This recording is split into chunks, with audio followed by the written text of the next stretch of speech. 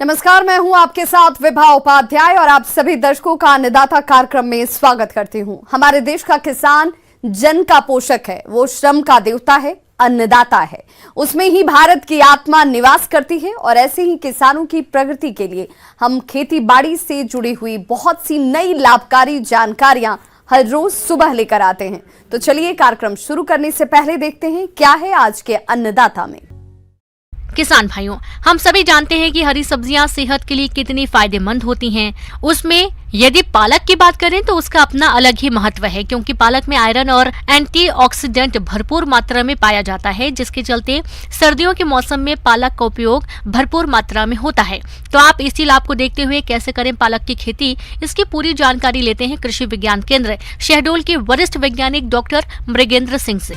आज हम पालक की खेती के बारे में बात करेंगे। जैसा कि आप सब लोग जानते हैं कि पालक एक पत्तेदार सब्जी है और पालक के गुणों से आप लोग भली भांति परिचित हैं। पालक में बहुत सबसे अधिक फेमस है विटामिन ए के लिए, लेकिन इसके अलावा भी इसमें एंटी एजिंग, एंटीऑक्सीडेंट, मिनरल्स ये सब प्रचुर मात्रा में पाए जाते हैं। जैसा कि आप सबको विदित है कि करीब करीब पूरे हिंदुस्तान में खेती होती है। साथ ही ये मुख्य रूप से ठंड की फसल है और उस समय इसका पत्ते भी अच्छे निकलते हैं, इसका स्वाद भी अच्छा रहता है।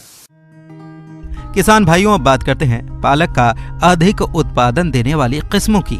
तो उनमें प्रमुख है all green, Pusa Palak, Pusa Harit, Pusa Jyoti, Jobner green, Banerjee giant, Hisar selection 23, पालक number 5116, long standing, Pant compositae, Pusa Bharati इत्यादि। आप इनमें से किसी भी किस्म का चयन कर बुआई कर सकते हैं। पालक की खेती के लिए जीवाश्म युक्त बलुई दोमट मिट्टी या मटियार दोमट मिट्टी सबसे उपयुक्त होती है। इस तरह की मिट्टी में पालक के पौधे अच्छी बढ़वार लेते हैं। पालक की खेती अम्लीय मिट्टी में नहीं होती, लेकिन क्षारीय मिट्टी में पालक की अच्छी पैदावार होती है। अब हम किसान भाई बात करेंगे कि इसको जमीन की तैयारी और जमीन किस तरह की होनी चाहिए।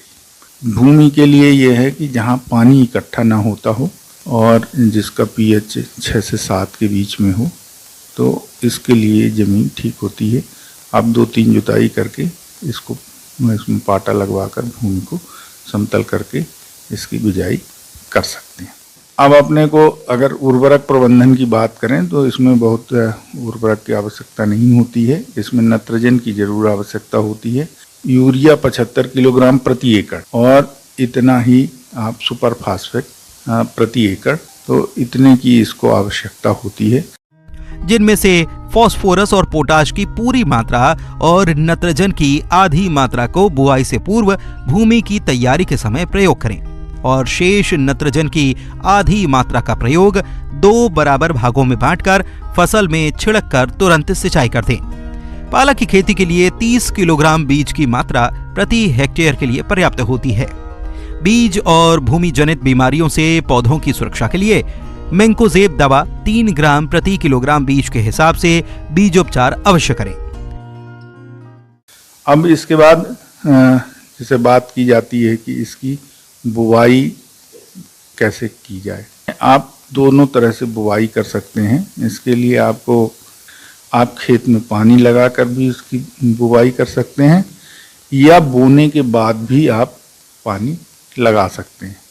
शुरुआत में आप उसमें फ्लड इरिगेशन करें, बाद में 4-5 दिन बाद एक बार फिर इसको हल्का पानी दें। बाद में भूमि की आवश्यकता अनुसार नमी जैसी हो उसके हिसाब से आप सिंचाई का कार्य करते रहें। किसी भी फसल से अच्छा उत्पादन प्राप्त करने के लिए सिंचाई करना जरूरी होता है और पालक के बीज अंकुरण के लिए नमी की आवश्यकता होती है। नमी की कमी महसूस होने पर हल्की सिंचाई करें। बीज अंकुरण के बाद सर्दी के मौसम में हर 10 दिन के अंतराल पर सिंचाई करने से पालक के पत्तों की अच्छी बढ़वार होती है।